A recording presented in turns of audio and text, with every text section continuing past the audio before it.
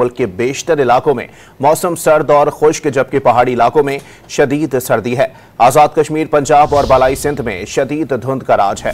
महकमा मौसमियात के मुताबिक मशरकी पंजाब, कश्मीर, मरी, गलियात और गिरदोनवाह में चंद मकामात पर तेज हवाओं और गरज चमक के साथ बारिश और पहाड़ों पर हल्की बर्फबारी होने का इम्कान है।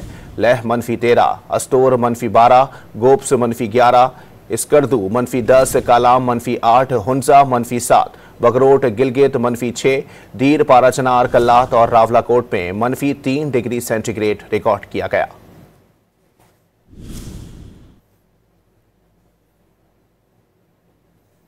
आज़ाद कश्मीर, पंजाब और बालाई सिंध में शदीद धुंध का राज है।